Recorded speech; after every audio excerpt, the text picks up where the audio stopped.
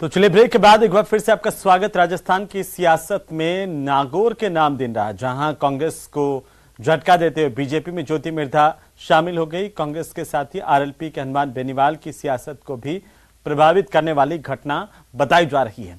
वहीं कांग्रेस ने अपनी कैंपेन कमेटी की बैठक में बड़ा दांव चला है। बीजेपी को ईआरसीपी के मुद्दे पर घेरने की रणनीति कांग्रेस पार्टी की तरफ से तैयार की गई है। और इसके अलावा राजस्थान के चुनावी घमासान में क्या क्या खास कुछ चल रहा है, इसे जानने के लिए देखते हैं सिंहासन का संग्राम।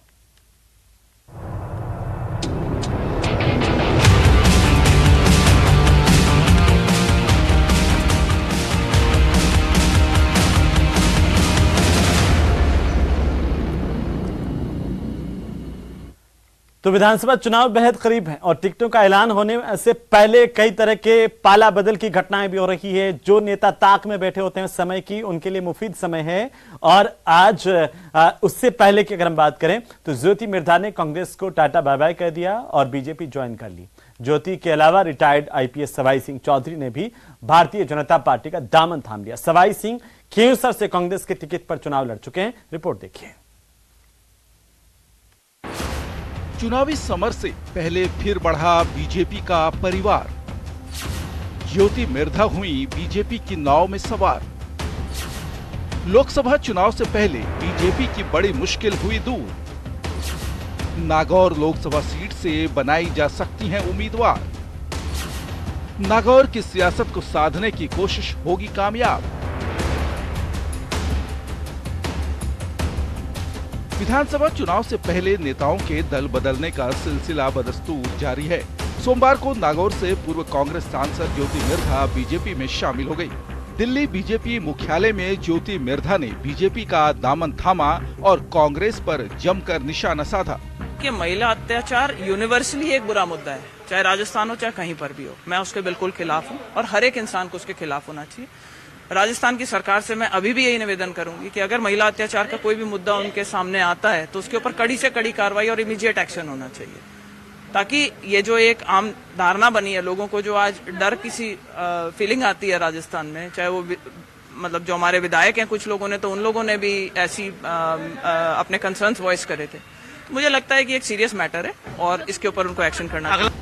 इस मौके पर बीजेपी के राष्ट्रीय महासचिव और राजस्थान प्रभारी अरुण सिंह और प्रदेश बीजेपी अध्यक्ष सीपी जोशी ने ज्योति मिर्धा के पार्टी में आने से बीजेपी के राजस्थान में मजबूत होने का दावा किया।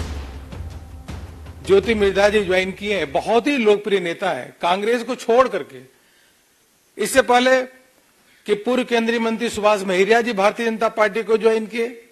कांग्रेस के पूर्व मुख्यमंत्री पहाड़िया जी उनके सुपुत्र भारतीय जनता पार्टी के ज्वाइन किए। ऐसे अभी तक 40 लोग भारतीय जनता पार्टी को ज्वाइन किए। कांग्रेस में न तो नेतृत्व है, न नेता है, न नीति है। उन सबको छोड़ते हुए जहां एक मजबूत नेतृत्व नरेंद्र मोदी जी के नेतृत्व में देश आगे बढ़ रहा है, यहाँ की अच्छी नीतियां भी हैं, तो ये सारी माननीय प्रधानमंत्री जी के, माननीय राष्ट्रीय अध्यक्ष जी के कुशल नेतृत्व को देखते हुए आज ज्योति मिर्धा जी ने, सवाई सिंह जी ने, दोनों ने भारतीय जनता पार्टी की सदस्यता ग्रहण की। वहीं ज्योति के कांग्रेस पर भरपूर वार से तिलमिलाई कांग्रेस ने पलटवार में कोई कोर कसर नहीं छोड़ी। ज्योति मिर्धा जी का फैमिली बैकग्राउंड हो सकता है, लेकिन मेहनत वैसी नहीं रही। एक व्यक्ति होता है जो मेहनत करता है, अपनी मेहनत से अपनी जगह बनाता है। राजनीति में सबको राजनीति करने का हक है।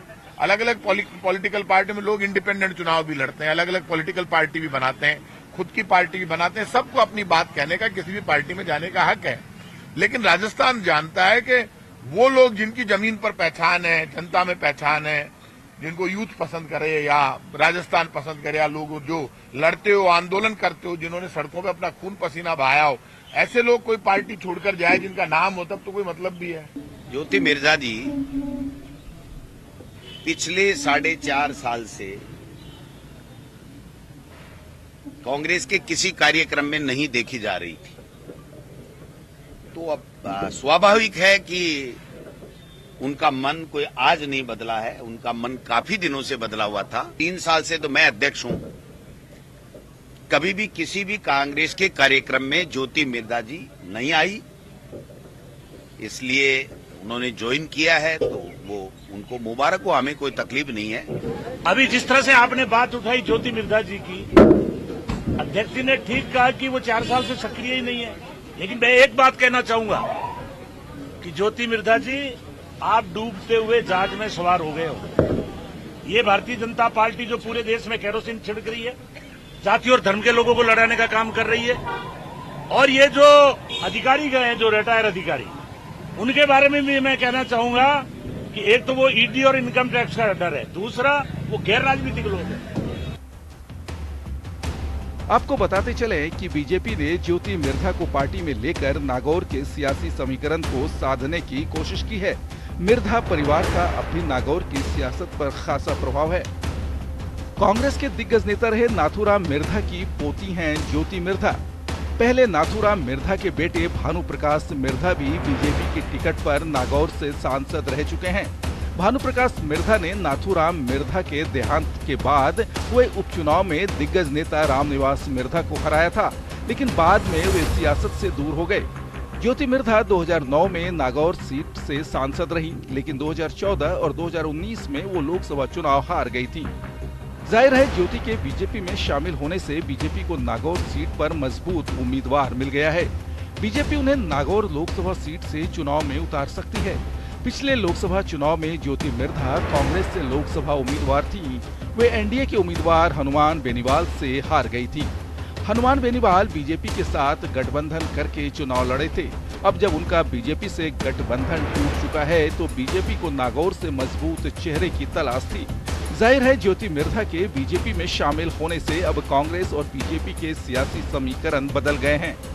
कांग्रेस में अब लोकसभा चुनाव लड़ने के लिए नए चेहरे के लिए संभावनाएं बढ़ गई हैं। हनुमान बेनीवाल के लिए अब नागौर की सीट सियासी रूप से बहुत मुश्किल हो गई है।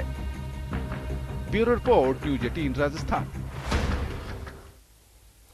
चलिए इसी के साथ ही इस बुलेटिन में फिलहाल इतना ही। आप देखते रहिए न्यूज 18 राजस्थान।